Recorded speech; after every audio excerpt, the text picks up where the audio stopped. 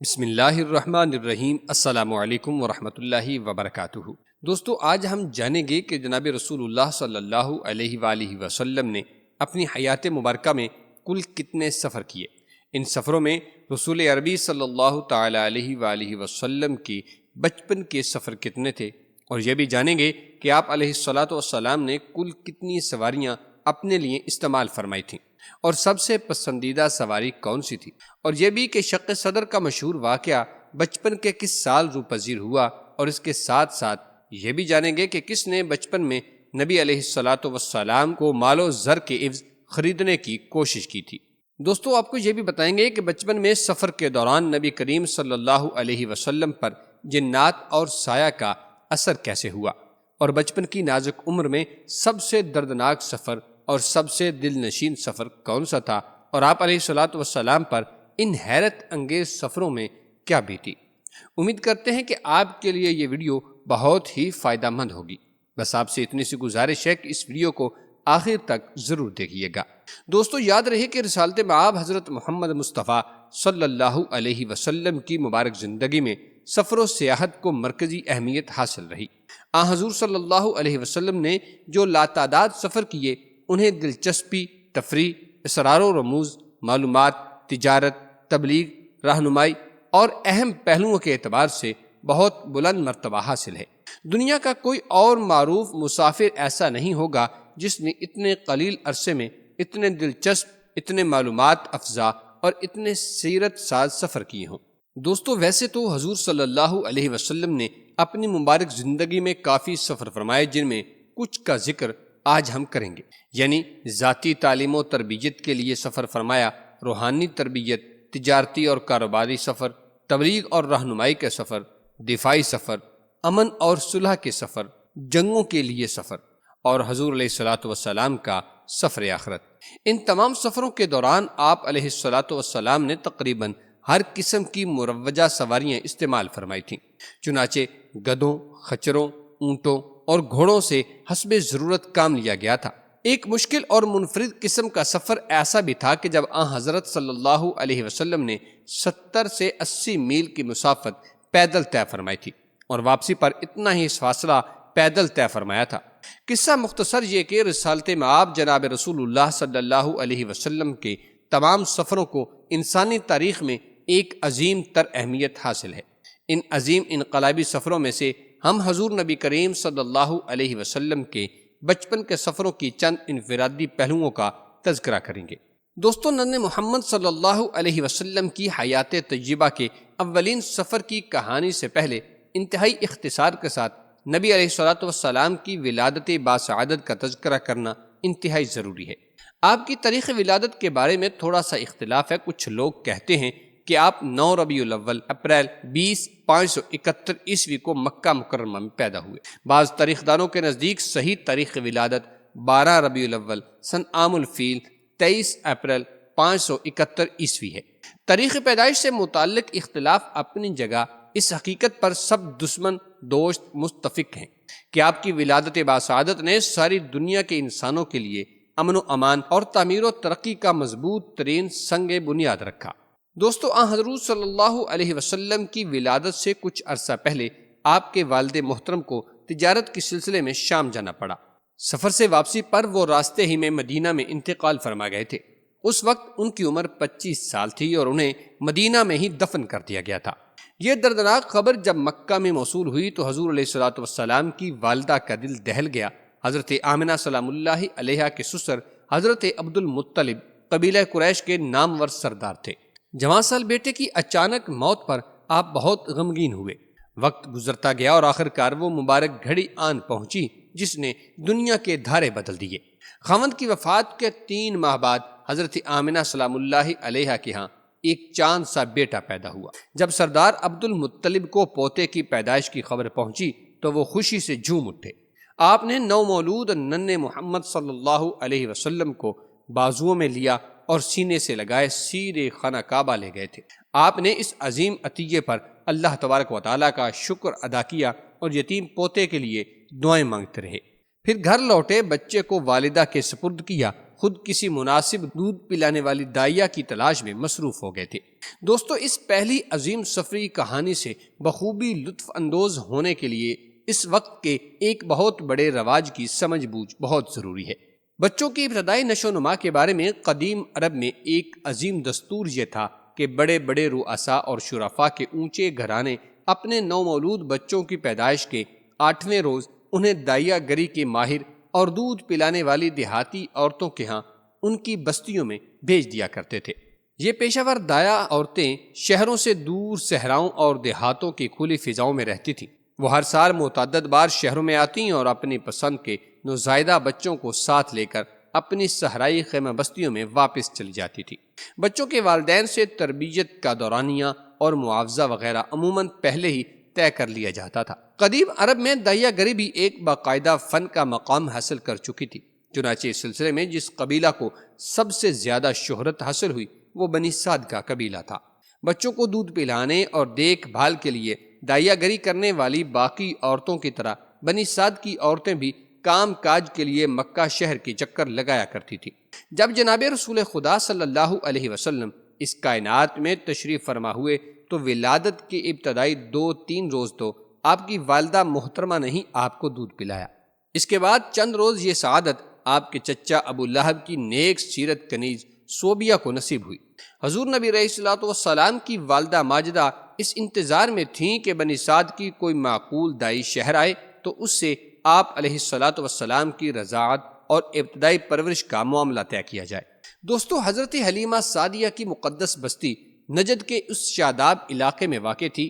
اسی خوش نصیب صحرائی بستی میں 6 افراد پر مشتمل حضرت حلیمہ سعدیہ کا معزز گھرانہ بھی آباد تھا، یعنی خود حضرت حلیمہ سعدیہ، شوہر حارث، 3 بیٹیاں انیسہ، حذیفہ اور خزافہ جو کہ شیمہ کے نام سے مشہور تھیں، اور شیرخوار بیٹا حضرت عبداللہ جسے حضور علیہ الصلوۃ والسلام کے دودھ شریک بھائی ہونے کا عظیم شرف بھی حاصل ہوا تھا۔ حضرت حلیمہ سعدیہ رضی اللہ تعالی عنہا کا آبائی خیمہ پہلے پتھریلے مکان میں تبدیل ہوا، پھر اس پر مسجد تعمیر کر دی گئی تھی۔ زمانے کے اتار چڑھاؤ کے ساتھ ساتھ اس مقدس بستی میں تغیر و تبدل رونما ہوتے رہے۔ اب وہاں نہ مکان موجود ہے اور نہ مسجد، فقط کچھ آثار سے باقی ہیں۔ گاؤں سے ایک پرانا دشوار گزار مختصر پہاڑی راستہ اب بھی مکہ مکرمہ کو جاتا ہے۔ پرانے وقتوں میں بنی سعد کی دائیاں اسی مختصر پتھریلے راستے سے گدھوں، اونٹوں پر سوار ہو کر مکہ مکرمہ آتی جاتی تھیں۔ دوستو، سن عام الفیل 571 عیسوی کے ایک روز کی بات ہے کہ وہ اپنے آبائی علاقے کی باقی دائیاں عورتوں کے ساتھ شہر مکہ کی جانب روانہ ہوئی۔ ان کے خاوند حارث بن عبد العزیٰ اور شیرخوار بچہ عبداللہ بھی ان کے ہمراہ تھے۔ ان کے پاس گندمی رنگ کی ایک مریل سی گدھی اور بورے رنگ کی ایک سوکھی سڑی اونٹنی بھی موجود تھی۔ دونوں میاں بیوی بھوک سے نڈال تھے۔ حضرت حلیمہ سعدیہ رضی اللہ تعالی عنہا کی چھاتی بھی بالکل خشک تھی، اس لیے بیچارے بچے کو ماں کے دودھ کی ایک بوند بھی میسر نہ تھی۔ وہ رات بھر بھوک سے بلک بلک کر روتا رہا۔ اس کی دل خراش صداؤں سے حلیمہ سعدیہ اور حارث پل بھر بھی نہ سو سکے تھے۔ بے حد لاغر ہونے کی وجہ سے ان کی مریل گدھی قافلے والوں سے بار بار پیچھے رہ جاتی تھی، جس سے اہل قافلہ بہت نالاں تھے۔ اسی بنا پر کئی عورتوں سے حلیمہ رضی اللہ تعالی عنہا کی تلخ کلامی بھی ہو چکی تھی۔ آخرکار پیشہ ور دائیوں کا یہ قافلہ مکہ شہر میں داخل ہوا۔ عورتوں نے شہر میں داخل ہوتے ہی بڑی سرگرمی سے کھاتے پیتے گھرانوں میں شیرخوار بچوں کی تلاش شروع کر دی۔ چنانچہ تقریباً ہر دائیا نے گھر گھر جا کر اپنی پسند کا نومولود بچہ سنبھال لیا تھا، مگر کسی عورت نے بھی حضور علیہ الصلوۃ والسلام کے گھر کا رخ نہ کیا، کیونکہ انہیں معلوم ہو گیا تھا کہ محمد صلی اللہ علیہ وسلم یتیم ہیں۔ دوستو، حضرت آمنہ سے انہیں کسی خاطر خواہ مالی منفعت کی کوئی توقع نہ تھی، یا پھر یوں کہہ لیں کہ اللہ تبارک و تعالیٰ کو ایسا منظور ہی نہ تھا کہ کوئی اور محبوب خدا کو لے جاتا۔ پھر ہوا یوں کہ اپنی لاغری اور کمزوری کی وجہ سے اماں حلیمہ سعدیہ سلام اللہ علیہا کو کوئی اور نومولود بچہ بھی نہ مل سکا۔ ادھر قافلے کی تمام عورتوں نے اپنی اپنی پسند کے بچے چن لیے تھے، صرف حلیمہ سعدیہ ہی کی گود خالی تھی۔ وقت بہت کم تھا، چنانچہ حلیمہ سعدیہ نے اپنے شوہر حارث سے کہا، یہ بات کچھ مناسب معلوم نہیں کہ میں اپنی ساتھیوں کے ہمراہ خالی ہاتھ لوٹوں۔ میں اب اس یتیم بچے کو ہی لے لیتی ہوں، کیا پتہ اس کے طفیل خدا ہمارے دن پھیر دے۔ چنانچہ حضرت حلیمہ سعدیہ رضی اللہ تعالی عنہا حضرت آمنہ کے گھر گئیں اور ان سے حضور علیہ الصلوۃ والسلام کو اپنی تحویل میں لے لینے پر رضامندی کا اظہار کیا۔ حضرت آمنہ سلام اللہ علیہا بہت خوش ہوئیں۔ اس وقت حضور علیہ الصلوۃ والسلام خوش نما سفید اونی کپڑے میں لیٹے ہوئے تھے اور آپ سے خوشبوئیں پھوٹ رہی تھی۔ حلیمہ سعدیہ نے ننھے محمد صلی اللہ علیہ وسلم کو آرام سے باہوں میں لیا اور حضرت آمنہ سلام اللہ علیہا نے انہیں بہت تحائف دیے اور نو مولود کی دیکھ بھال کے بارے میں بہت مفید نصیحتیں فرمائیں۔ پھر انہوں نے اپنے لخت جگر کو جی بھر کے پیار کیا اور دونوں کو الوداع کہا۔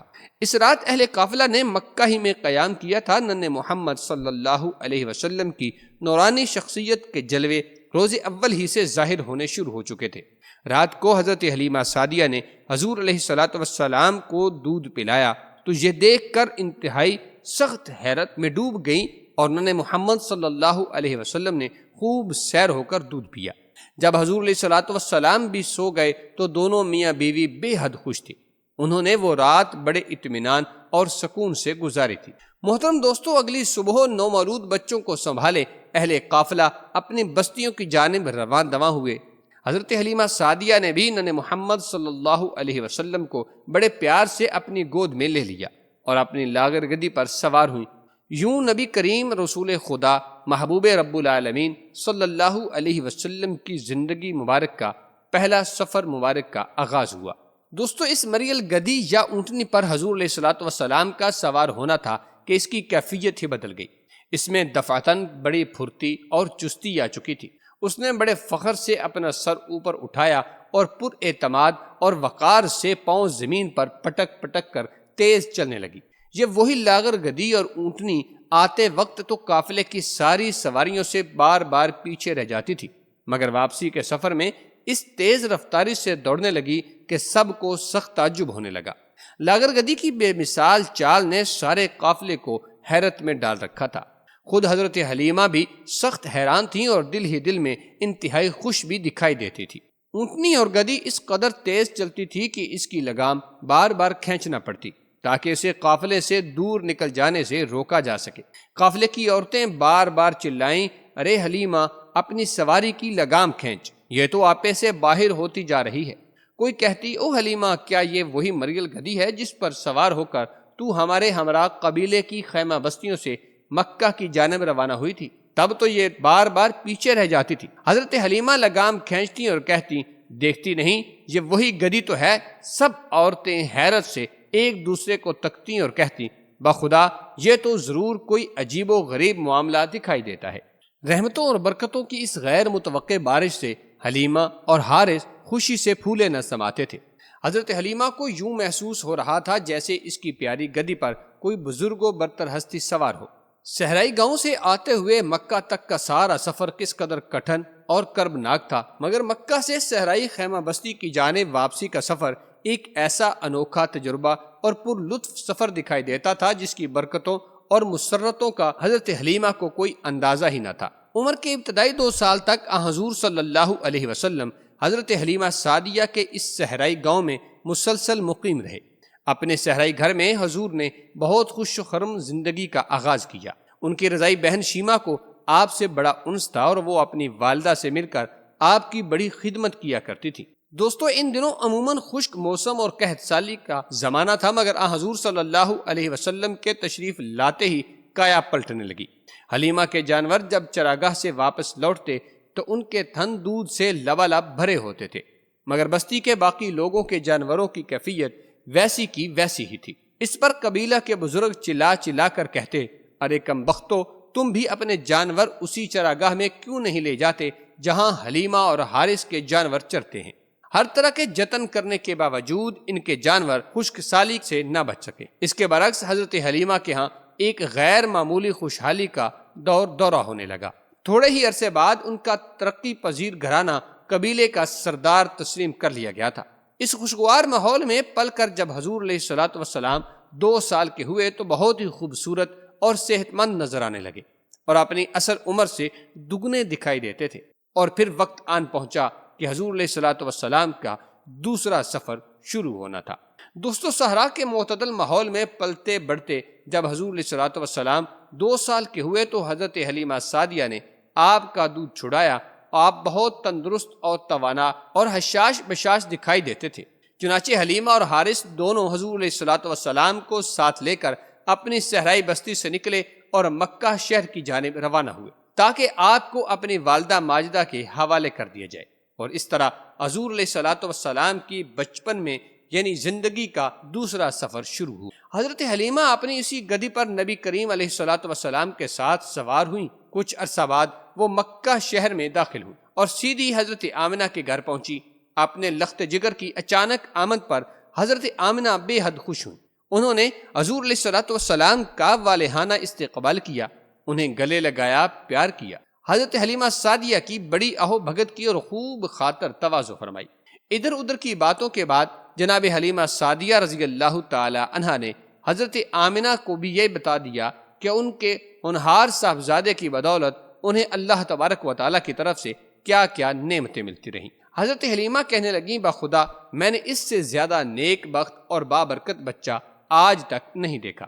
اس پر حضرت آمنہ مسکرانے لگیں اور فرمایا، میرے اس بیٹے کی بڑی شان ہے۔ آپ نے حضرت بی بی حلیمہ سعدیہ کو جی بھر کے تحفے دیے۔ حلیمہ کی مسرت و شادمانی ہر لحظہ بڑھتی چلی جا رہی تھی، مگر ایک خیال سے ان پر اچانک سناٹا سا بھی طاری تھا اور وہ کچھ اور ہی سوچنے لگتی تھی۔ حوازن کی صحرائی خیمہ بستیوں میں قیام کے دوران حضور علیہ الصلوۃ والسلام کی ابتدائی تربیت انتہائی خوشگوار اور دلکش بنیادوں پر استوار ہو چکی تھی۔ جناب حلیمہ کے تمام فرائض بڑی خوش اسلوبی سے مکمل تھے، مگر ان سب باتوں کے ساتھ ساتھ یہ کربناک احساس بھی اسے شدت سے اپنی گرفت میں لیے ہوئے تھا کہ حضور علیہ الصلوۃ والسلام سے جدائی کے بعد مکہ شہر سے واپسی کا سفر کیسے کٹے گا۔ صحرائی بستی کا ایک خوشبخت گھرانہ جس میں ایک معصوم بچے کے مختصر قیام سے ہر قسم کی برکتوں اور رونقوں کا ایک سلسلہ شروع ہوا تھا، ایک بار پھر سونا سونا دکھائی دینے لگے گا۔ حلیمہ اس تلخ خیال سے کانپ اٹھتی تھی۔ بالآخر حضرت حلیمہ سعدیہ نے نبی علیہ الصلوۃ والسلام کو رنجیدہ دل کے ساتھ حضور کی والدہ جناب آمنہ بی بی کے حوالے کر دیا، اور یوں جناب رسول اللہ صلی اللہ علیہ وسلم کا دوسرا سفر مبارک مکمل ہوا۔ دوستو حضور علیہ الصلوۃ والسلام کے تیسرے سفر کی وجوہات کے بارے میں مورخین کے نزدیک اختلاف پایا جاتا ہے۔ ایک خیال تو یہ ہے کہ ان دنوں مکہ شہر میں وبا پھیلی ہوئی تھی، چنانچہ اپنے لخت جگر کے تحفظ کی خاطر حضرت آمنہ سلام اللہ علیہا نے خود ہی حضرت حلیمہ سے کہہ دیا تھا کہ وہ انہیں یعنی رسول خدا کو واپس لے جائیں اور کچھ عرصہ مزید اپنے صحرائی گھر میں رکھیں۔ حضرت حلیمہ کو اور کیا چاہیے تھا، ان کی دلی خواہش خود بخود پوری ہو گئی۔ انہوں نے جلدی جلدی بچے کو اٹھایا اور مکہ شہر سے اپنی صحرائی بستی کی جانب تیز تیز روانہ ہونے لگی۔ دوسری رائے یہ ہے کہ جناب محترمہ حلیمہ سعدیہ رضی اللہ تعالی عنہا ہونہار بچے سے بے حد مانوس ہو چکی تھیں۔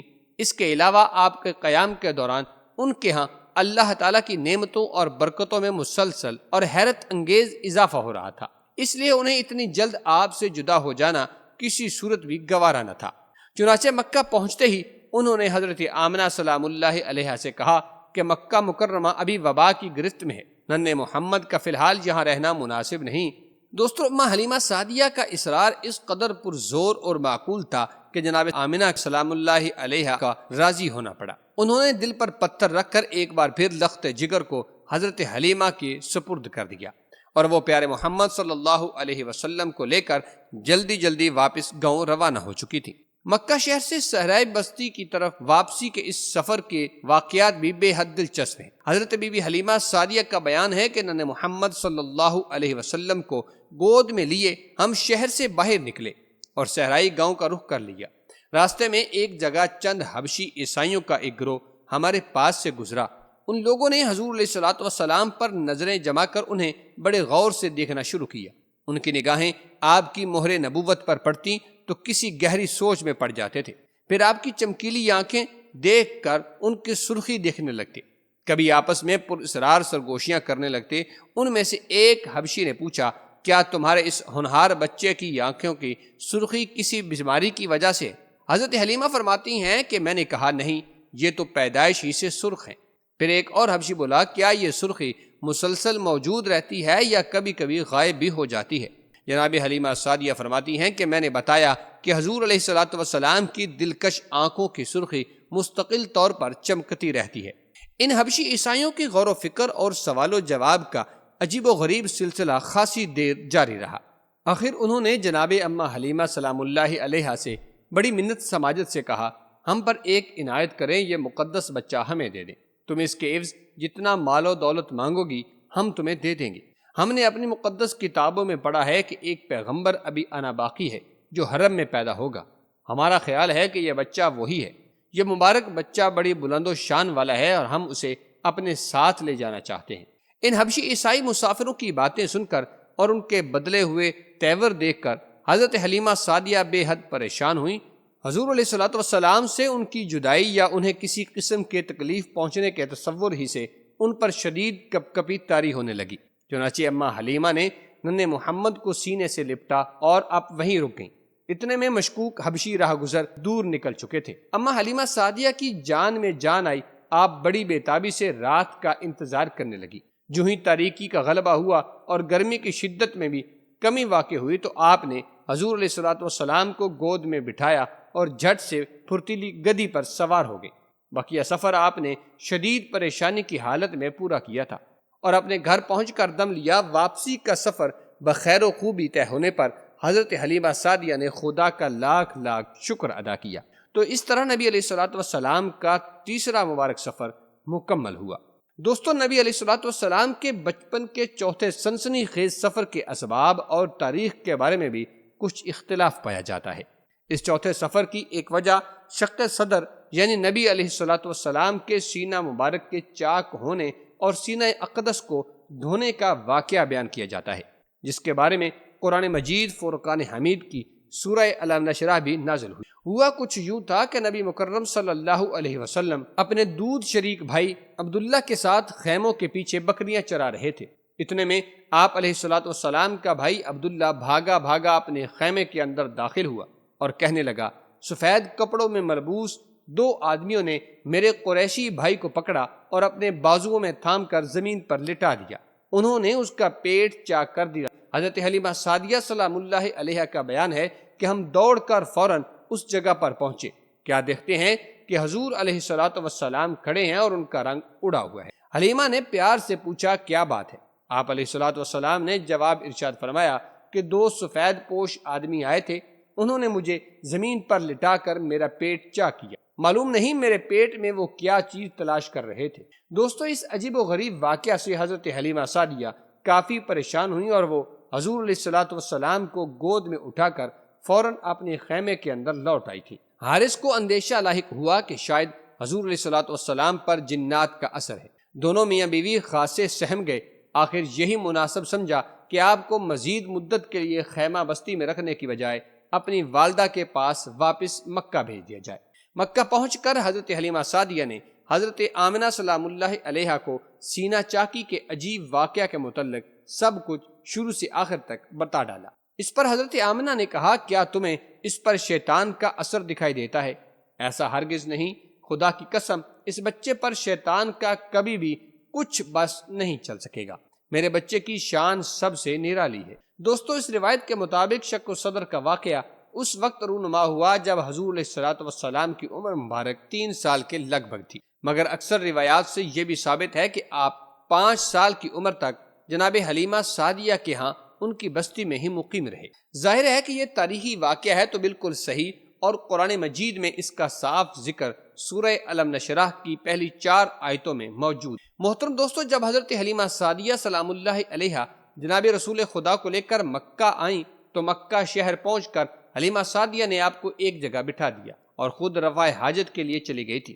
تھوڑی دیر بعد آپ اس جگہ واپس آئیں تو حضور غائب تھے۔ حلیمہ کے پاؤں تلے سے زمین نکل گئی، ان کا دل دہل گیا۔ انہوں نے آپ کو ادھر ادھر کافی ڈھونڈا مگر کوئی کامیابی نہ ہوئی۔ جناب حلیمہ کی پریشانی بڑھتی چلی گئی۔ آخرکار تھک ہار کر وہ انتہائی مایوسی کے عالم میں بلند آواز سے آہوزاری کرنے لگی۔ جب حضور کے کھو جانے کی اطلاع آپ کے دادا جناب عبد المطلب کو ہوئی تو وہ قریش کے چند نوجوانوں کو ساتھ لے کر آپ کی تلاش میں نکل کھڑے ہوئے تھے۔ اتنے میں عمر بن نوفل اور ابو مسعود ثقفی نے آپ کو ایک درخت کے نیچے پتے چنتے دیکھ لیا تھا۔ چنانچہ ابن نوفل نے حضور علیہ الصلوۃ والسلام کو اٹھا کر سردار عبد المطلب کے پاس لے آئے تھے۔ حضرت عبد المطلب کی جان میں جان آئی، آپ نے خدا کا لاکھ شکر ادا کیا، گھر جا کر کافی سونا اور بہت سے اونٹوں کا صدقہ دیا۔ بی بی حلیمہ کو بھی سردار عبد المطلب اور حضرت آمنہ دونوں نے الگ الگ طور پر بڑے بیش بہا انعام و اکرام سے نوازا۔ رخصت کا وقت قریب آیا تو حضور علیہ الصلوۃ والسلام کو آخری بار جی بھر کے پیار کیا اور اپنے بستی کی جانب روانہ ہوئی۔ دوستو، حضور علیہ الصلوۃ والسلام کے بچپن کی یہ تمام ابتدائی سفر ولادت مبارک یعنی سن عام الفین 571 سے شروع ہوئے اور 5-6 برس کی عمر میں تک ختم ہو گئے تھے۔ دوستو، حضرت عبد المطلب قبیلہ قریش کے نامور امیر تھے اور مکہ کے معزز رئیس بھی۔ آپ کے لیے خانہ کعبہ کے نزدیک ایک خصوصی مسند بچھائی جاتی تھی، وہ اپنے سب بیٹوں سمیت اس پر جلوہ گر ہوتے، مگر جب کہیں حضور علیہ الصلوۃ والسلام وہاں سے گزرتے تو سردار عبد المطلب تعظیماً خود اٹھ کھڑے ہوتے اور وہ آپ کو اپنے پہلو میں بٹھا لیتے اور محبت و شفقت کا والہانہ اظہار فرمایا کرتے تھے۔ مگر جب آپ 6 برس کے ہوئے تو آپ کی والدہ ماجدہ نے اپنے عزیز و اقارب کے پاس مدینہ منورہ جانے کا پروگرام بنایا۔ اس طرح حضور علیہ الصلوۃ والسلام کے مبارک 5ویں سفر کا آغاز ہوا۔ حضور کی ابتدائی زندگی کا یہ طویل ترین سفر اونٹوں پر طے ہوا تھا۔ اس میں آپ کے ساتھ آپ کے دادا سردار عبد المطلب، والدہ ماجدہ اور خاندانی کنیز ام ایمن شریک تھی۔ 4 عظیم افراد پر مشتمل یہ ننھا سا قافلہ بخیر و عافیت مدینہ منورہ پہنچا۔ دادا تو مدینہ میں چند روز قیام کے بعد مکہ واپس لوٹ آئے تھے، مگر باقی تینوں نے مدینہ شہر میں تقریباً 1 ماہ قیام کیا۔ اپنے ماموں اور ننھیال کے بچوں بڑوں سے مل کر آپ بے حد خوش ہوئے، کیونکہ آپ ابتدائی عمر ہی سے انتہائی خوش اخلاق اور بے حد ملنسار تھے۔ مدینہ پہنچتے ہی آپ کی والدہ ماجدہ آپ کو والد محترم کی قبر پر لے گئی تھی۔ زیارت قبر سے ننھے محمد صلی اللہ علیہ وسلم پر ایک انتہائی رقت آمیز کیفیت طاری ہوئی۔ آپ کو پہلی بار اپنی یتیمی کا احساس ہوا۔ حضرت آمنہ سلام اللہ علیہ نے آپ کو غالباً پہلے ہی آپ کے والد مرحوم کے حالات زندگی سنا رکھے ہوں گے۔ اس روز جو حضور علیہ الصلوۃ والسلام نے والد محترم کی قبر مبارک کو اپنی آنکھوں سے دیکھا تو آپ کو ایک عجیب سا دھچکا لگا۔ بعد کی زندگی میں حضور علیہ الصلوۃ والسلام اس تاریخی سفر کے تمام ایسے واقعات، مشاہدات اپنے صحابہ کرام کو اکثر سنایا کرتے تھے۔ ایسی روایتوں کے دوران کئی بار آپ بے اختیار اشکبار بھی ہو جایا کرتے تھے۔ ان کی انتہائی جذباتی کیفیات سے آپ کے عزیزوں کو سخت پریشانی لاحق ہوئی۔ وہ سمجھتے تھے کہ آپ پر کسی آسیب یا جادو کا شدید اثر ہو گیا ہے۔ دوستو، حضور علیہ الصلوۃ والسلام تقریباً مدینہ منورہ میں 1 ماہ ٹھہرے اور مدینہ میں ہی آپ نے تیراکی بھی سیکھی اور اس میں خاصی مہارت بھی حاصل کر لی تھی۔ ایک روز ہوا کچھ یوں تھا کہ حضور علیہ الصلوۃ والسلام مدینہ میں قبیلہ کے چند بچوں کے ساتھ تیراکی سے لطف اندوز ہو رہے تھے۔ اچانک کچھ یہودی ادھر سے گزرے۔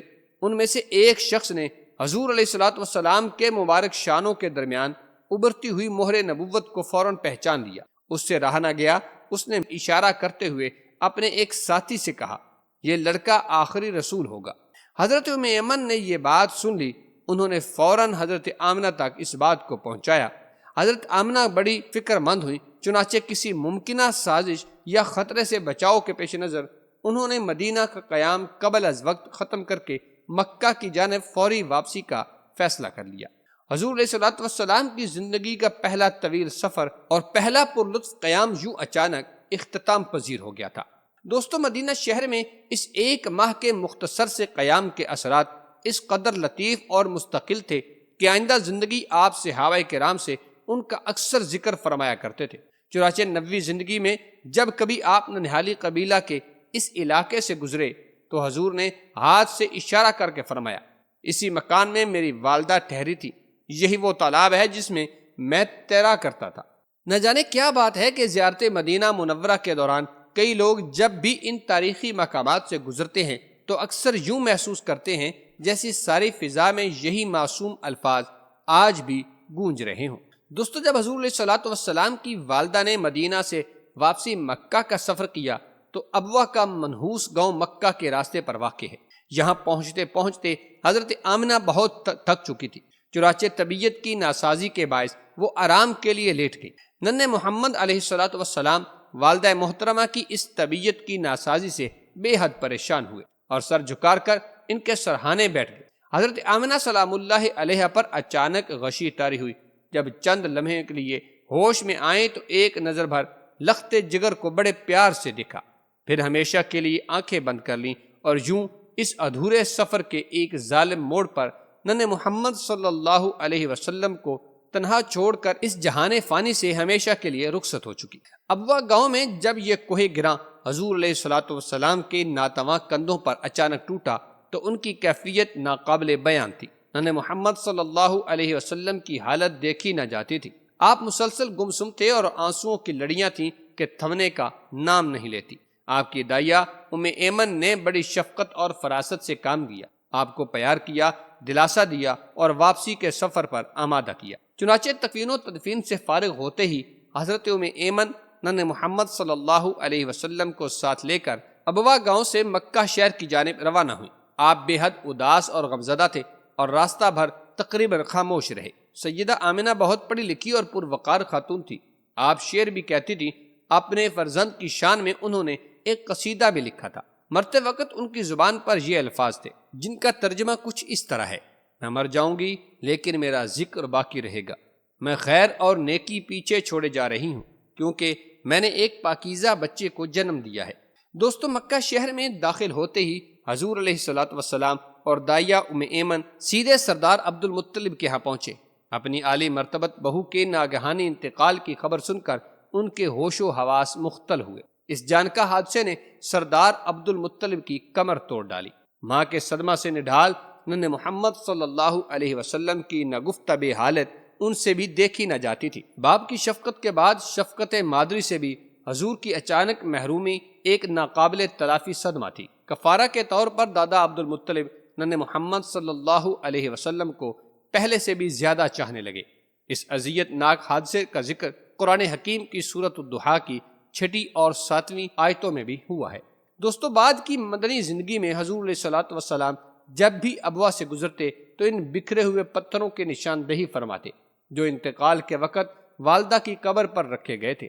لرزہ ہاتھوں اور آبدیدہ آنکھوں سے اس سمت اشارہ فرما کر حضور علیہ الصلوۃ والسلام اپنے ساتھیوں کو بتاتے کہ ان کی پیاری والدہ کی قبر یہی ہے۔ حضرت آمنہ کے انتقال کے بعد رسالت مآب ابھی 8 برس ہی کے تھے کہ سردار عبد المطلب بھی 82 برس کی عمر میں انتقال فرما گئے تھے۔